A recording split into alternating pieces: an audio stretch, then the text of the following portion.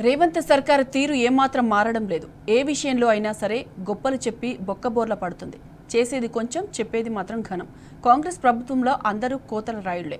ఒకరికంటే మరొకరు ఎక్కువ. చెప్పేది ప్రజాపాలన కానీ వాస్తవానికి జరుగుతుంది అందుకు విరుద్ధం.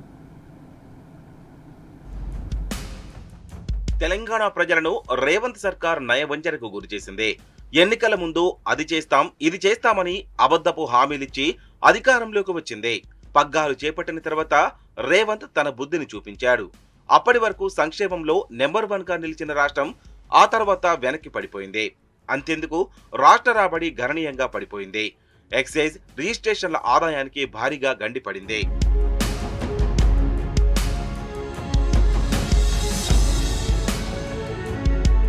ప్రభుత్వం వేసిన అంచనాలకు రాబడి గండి కొట్టింది.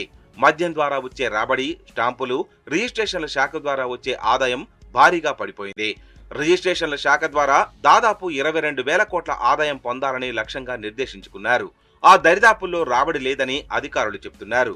కరోనా కాలంలో తప్ప రాష్ట్ర చరిత్రలో ఇలాంటి పరిస్థితి లేదని కమర్షియల్ ట్యాక్స్ అధికారులు వివరించారు.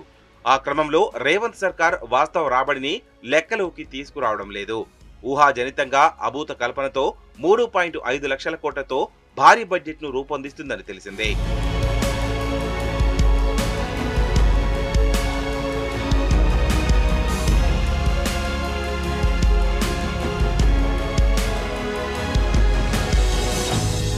ఆర్థిక సంవత్సరం ముగిసేందుకు మరో 15 రోజులుంది. ఇప్పటి వరకు రిజిస్ట్రేషన్ల శాఖ ద్వారా 10,313 కోట్లు మాత్రమే ఆర్జించింది. గత ఏడాది ఈ సమయానికి 18,228 కోట్ల ఆదాయం వచ్చింది. ఈసారి 5% అదనపు ఆదాయంతో 22,750 కోట్లు లక్ష్యంగా పెట్టుకున్నారు. రేవంత్ ప్రభుత్వం అనుసరిస్తున్న విధానాలతో రిజిస్ట్రేషన్ల ఆదాయం భారీగా తగ్గింది.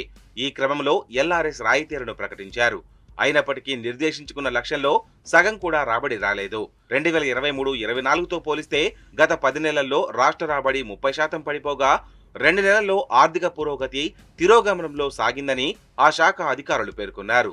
2023-24లో ఏప్రిల్ నుంచి ఫిబ్రవరి వరకు 14.52 లక్షల దస్తావేజులు రిజిస్టర్ కాగా 2024-25లో 12.16 లక్షలు మాత్రమే అమ్ముడు పోయాయని ఆ శాఖ అధికారి ఒకరు వివరించారు.